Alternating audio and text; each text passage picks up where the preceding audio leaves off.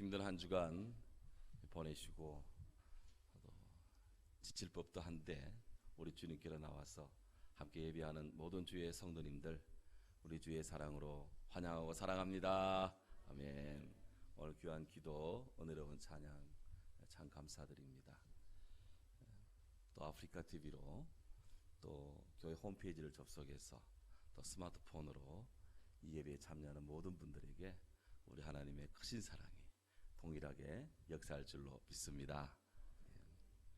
조선왕기 말기에 유달리 일찍 세상을 향하여 눈을 뜬 사람이 있었습니다. 그는 과거 시험에 합격하기 전에 벌써 영어를 배웠습니다. 세상이 변하여 러시아의 발언권이 강해지자 어느새 러시아를 구사하며 칠러파의 중심 인물이 되었습니다. 러일 전쟁에서 일본이 승리하자 이번에는 유창한 일어를 앞세워서 친일파의 거두가 되어 그리고 국무총리까지 역임을 했습니다.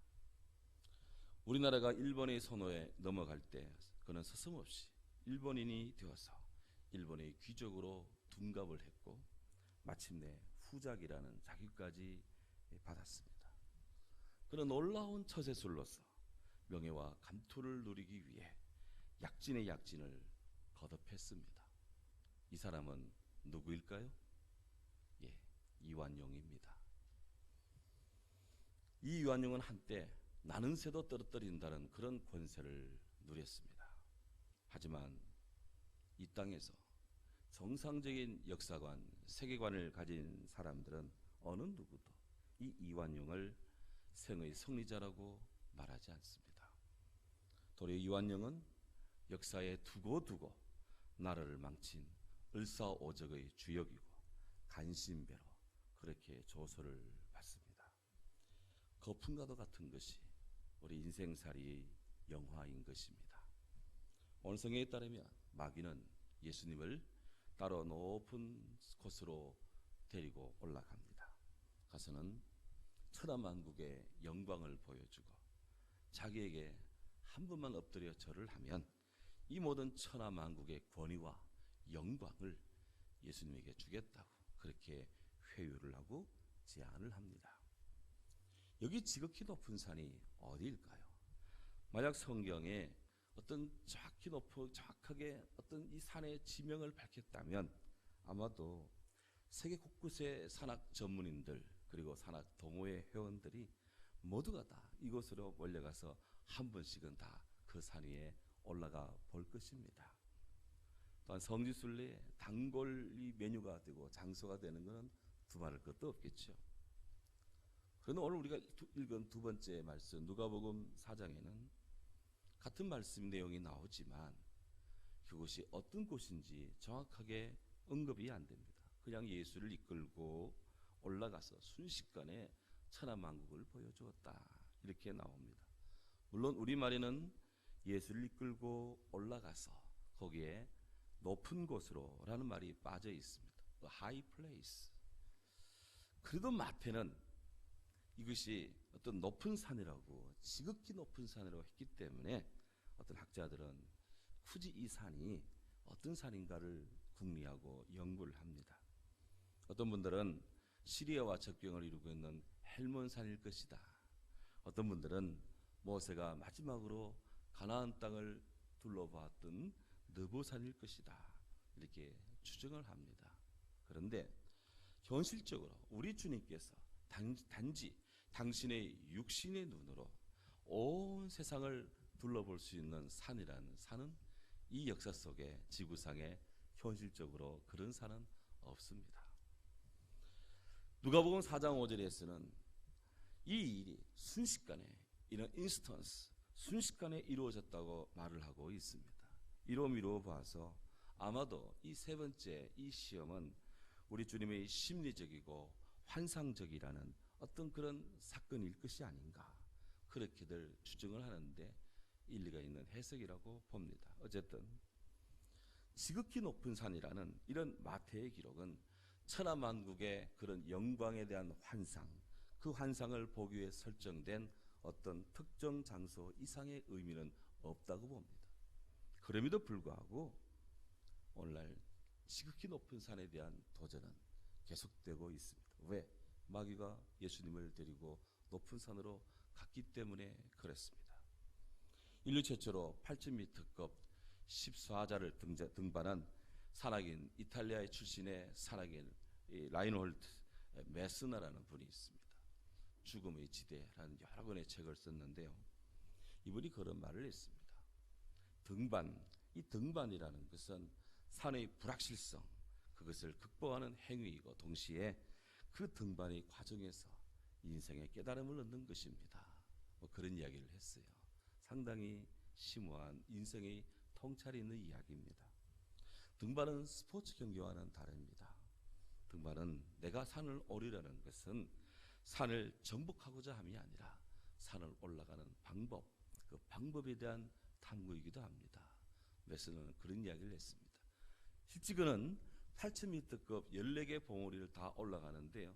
올라갈 때마다 등반의 그 코스를, 과정을, 방법을 달리했습니다.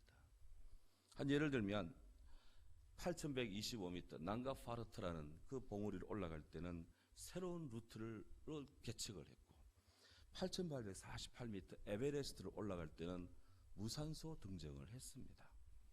8,070m 가시부름이라는 봉우리를 올라갈 때는 속공으로 올라갔고 초스피드로 올라갔고, 그리고 그 뒤에 8,000m급 세계 봉우리를 연속적으로 쉼 없이 연속적으로 8,000m 봉우리 3개를 올라갔던 사람이 바로 메스너입니다.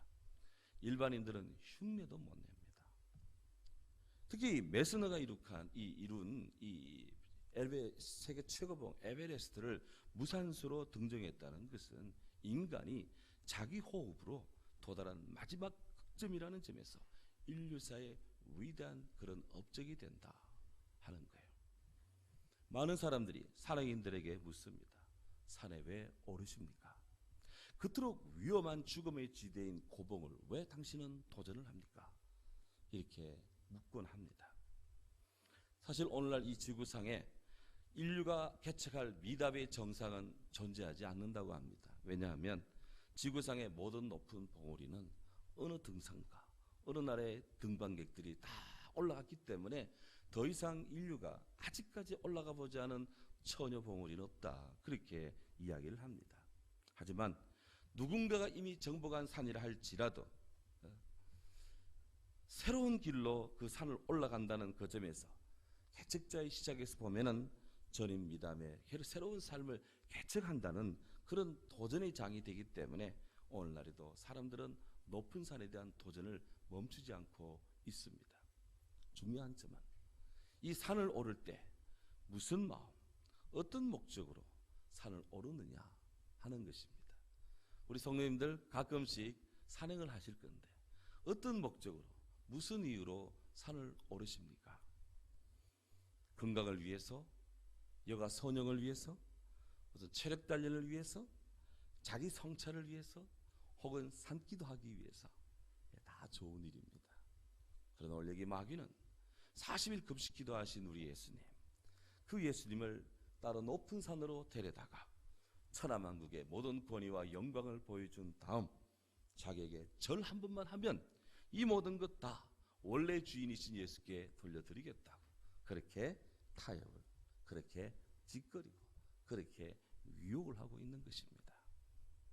예레미야 선지자가 이렇게 말씀했습니다. 작은 산들과 큰 산 위에서 떠드는 것은 참으로 헛된 일이라. 이스라엘의 구원은 진실로 우리 하나님 여호와께로다. 아멘. 사람들은 높은 곳에서 또 더 높은 곳에서 내가 여기 왔노라고, 내가 이루었노라고 그렇게 소리를 지르며 자기를 과시합니다. 하지만 그들은 그들의 한계에서 봉착되고 내려오는 것입니다. 진정된 구원은 우리 하나님께 있다. 마귀가 제시한 천하만국의 그 모든 권위와 영광은 고대 이방 세계를, 유대계를 통칭하는 그런 자신의 모든 세계를, 이 지상의 모든 세계를 일컫는 그런 말이 되겠습니다.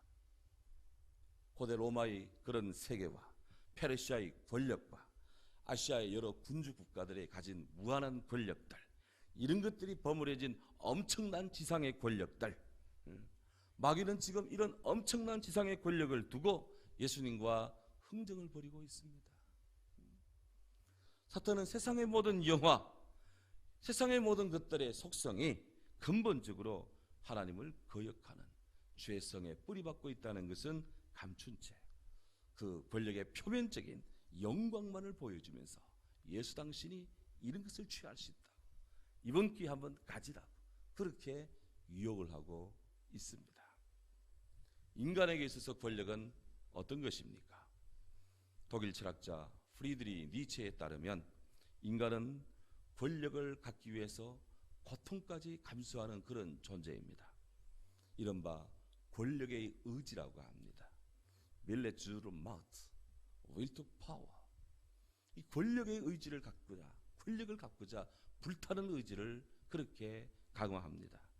이 권력을 갖게 되면 타인을 지배하게 되고 조정할 수 있고 통제할 수 있고 또 자신의 의견과 가치관을 다른 사람에게 강요도 할 수 있고 영향을 미치게 되고 때로는 다른 사람으로부터 존경을 받고 복종을 얻을 수 있고 참으로 마력 중에 마력이 바로 권력이라는 것이거든요.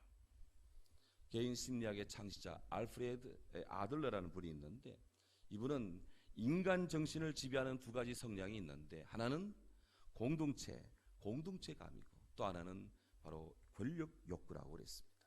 이 두 가지가 인간의 지배 욕구, 인간 정신을 지배해 간다는 거예요. 그런데 이 중에서도 이 권력 욕구라는 것은 개인 열등감에 대한 보상 의지로 작용하는 경우가 참 많다고 그렇게 분석을 했습니다.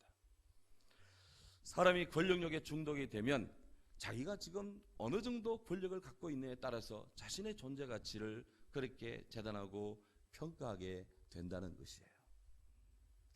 권력 중독이다, 공식적인 병명은 아닙니다. 하지만 권력은 필히 중독적인 그런 경향이 있습니다. 그래서 한번 권력을 잡은 사람들은 집단이나 개인이나 그 권력에 취합니다.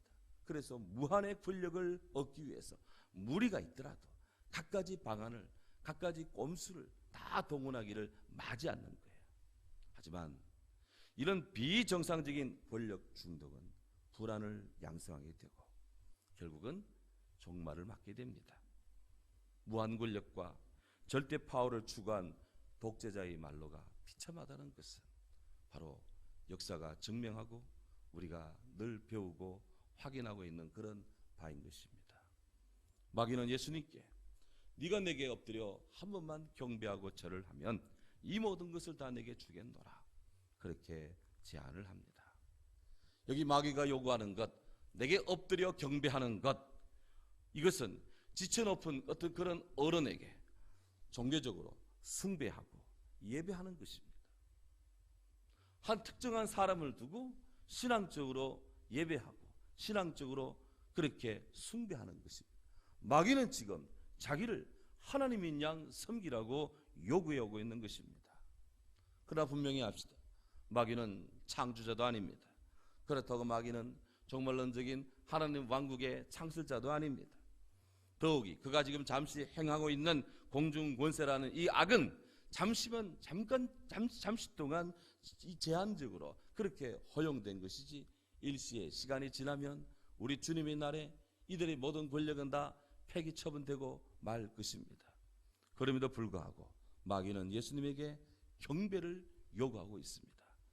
마귀는 자기가 이 날에, 이 모든 날에 권세와 영광을 주겠다고 호언장담을 하고 있습니다. 하지만 우리 분명히 압시다. 마귀의 이 제안은 자기의 실체를 완전히 망각한 자가 당착입니다. 더욱이 자기에게 엎드려 절하라 라고 하는 이 마귀의 요구는 참으로 가당치도 않습니다. 자신을 왕으로 받들라는 그런 미명 아래 예수님을 자기 수하로 삼고 예수님이 약속된 그 나라와 영광을 자기 것으로 착취하기 위한 그런 간계라고 하는 것입니다.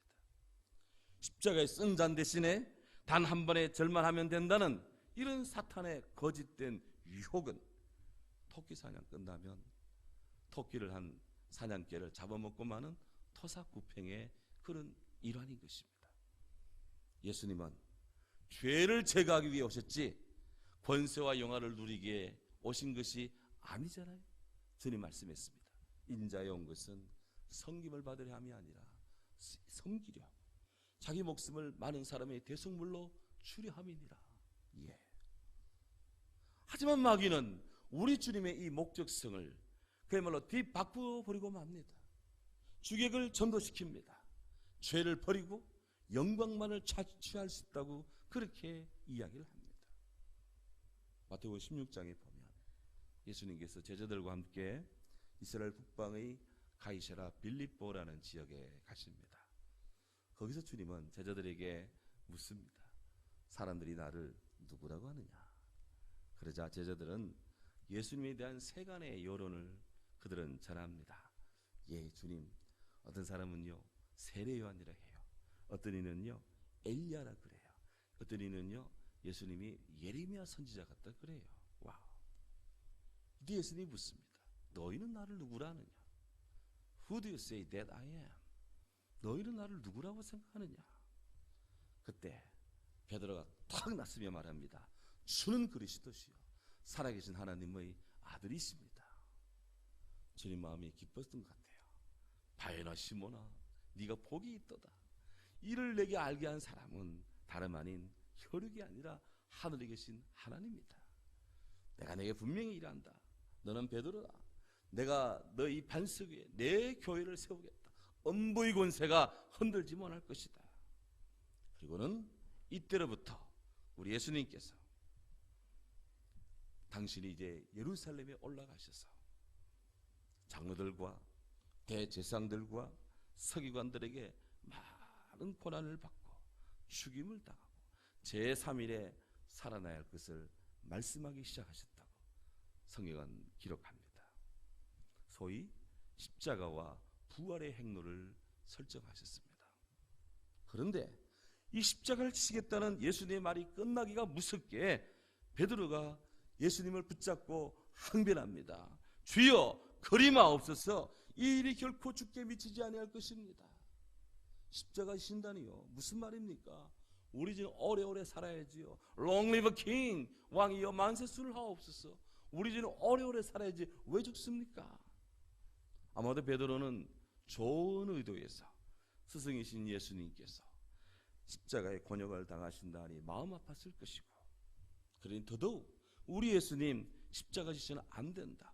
인간적으로 그렇게 만류하고 그렇게 완강하게 주님의 행동을 제지하고자 했습니다.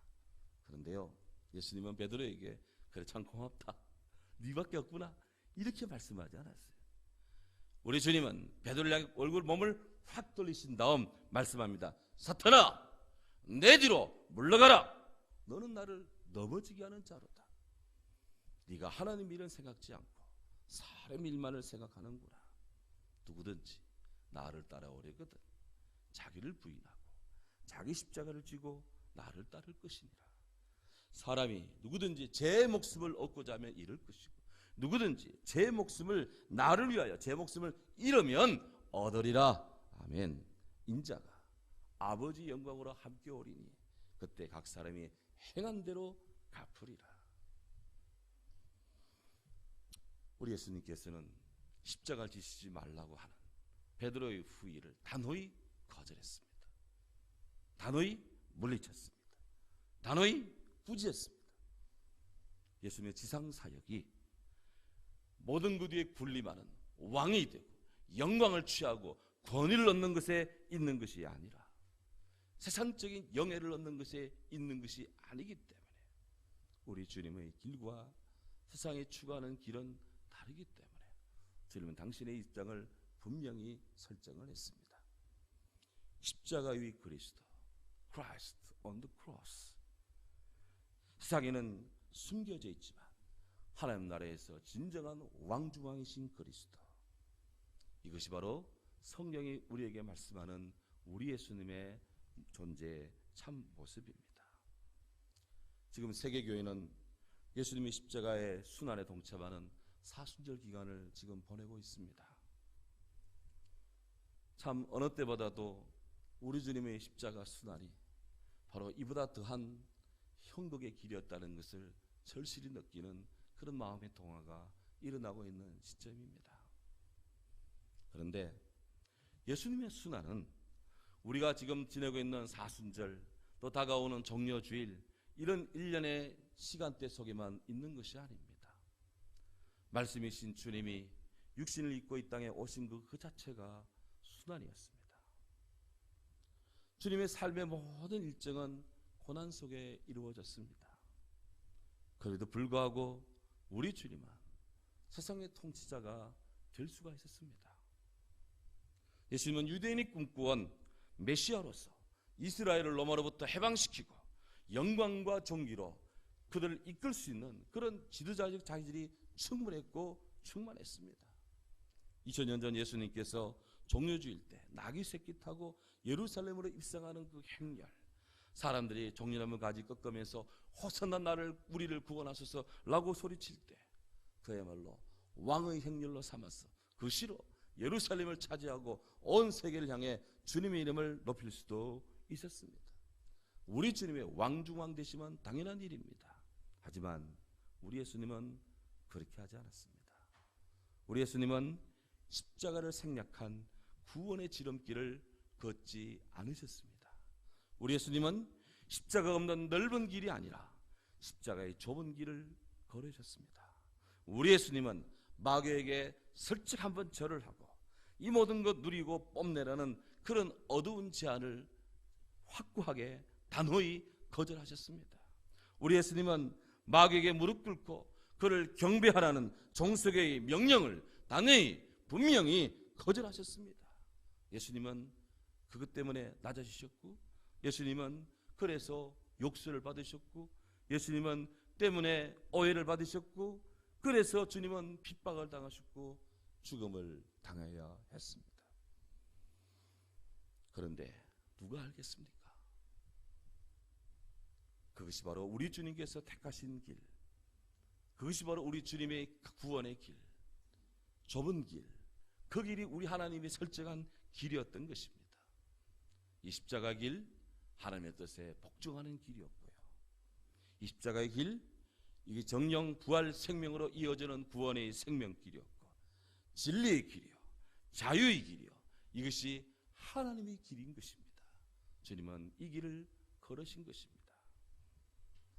이에 예수님께서는 당신을 유혹하는 마귀, 그 마귀를 향하여서 단호히 축출합니다. 사탄아, 물러가라. Away from me, 사탄. 주님은 사탄을 물러가라 그랬습니다. 이 말씀에 더 이상 사탄과의 교류는 있을 필요가 없다. 단호하게 결의에 찬 우리 예수님의 단연입니다. 예수님께서는 이때까지 다 기록된 말씀에 근거해서 그대로 마귀를 물리쳤습니다. 거기에 당신의 말을 덧붙이지 않았습니다. 하지만 이 사탄의 시험이 하나님의 권위까지 침범해오자 우리 주님이 거룩한 당신의 마음의 분노를 터뜨리십니다. 사탄아, 물러가라. 주님은 마귀의 개인적 이름인 사탄을 지목하여 축출하시는 것입니다. 때로는 주께서 우리 개개인을 지목하여서 우리 마음을 찌를 때가 있습니다. 지금 예수님께서는 사탄을 지목해서 물러가라고 그랬습니다. 다 오라 그러셨는데 사탄만은 물러가라 그랬습니다. 하나님의 영광을 탈취하려는 마귀의 사악한 의도를 더 이상 용납하지 않으신 것입니다. 이제 점차 확장되는 메시아의 왕국이 사탄이 구축했던 죄와 흑암의 왕국을 점진적으로 파멸시키며 몰아낼 때가 다가왔음을 주님이 공식적으로 선포하는 것입니다. 신명기 6장 13절 말씀이 이렇습니다. 내 하나님 여호와를 경외하며 그를 섬기며 그 이름으로 맹세할 것이니라. 사탄아, 기록되었으되 주 너희 하나님만을 경배하라. 주님은 신명기 6장 13절의 말씀을 가지고 하나님만을 경배해야 된다. 너는 물러가라. 그렇게 단호히 말씀합니다. 최근 우리 한국교회는 코로나19 사태로 인해서 예배에 대한 심각한 도전을 받고 있습니다. 모이기에 힘쓰라 라고 하는 말씀 앞에서 모이기에 힘쓸 수 없는 그런 사회적 정황으로 인해서 너나 할 것 없이 심히 당혹스러운 시간대를 보내고 있습니다. 과연 우리는 누구를 위해 예배를 드리고 있습니까? 하나님께 예배하는 자들은, 하나님께 참되게 예배하는 자들은 영과 진리로 예배할 때가 오는데 곧 이때라 아버지께서는 자신에게, 자기에게 이렇게 예배하는 자들을 찾으신다. 우리가 모여서 오프라인으로 모여서 예배 드리기도 온라인으로 예배를 드리면서 영과 진리로 성령 안에서 진리 안에서 우리 주님을 예배하고자 하는 갈망이 일어나는 것, 오늘 이 시대를 향한 우리 주님의 말씀이 아니었나 싶습니다. 하나님은 영이시니 예배하는 자는 영으로 진리로 예배할지니라. 거룩한 주님의 말씀 앞에 허물 많은 우리들의 영혼의 옷자락을 여밉시다. 오직 하나님만이 우리의 창조주시고 하나님만이 영원한 진리요 하나님만이 영원한 구원자이심을 믿고 우리 모두 믿음과 소망과 사랑의 경외심으로 주님 앞에 단을 쌓고 예배하는 주의 성도로 더욱 온전히 서도록 하십시다. 하나님만 예배하자. We shall serve only God. 우리는 하나님만 예배해야 됩니다. 이 시대 하나님의 은혜가 모든 성도님들에게 늘 함께 하시기를 주의 이름으로 축원합니다. 아멘. 사랑하는 주님 감사합니다.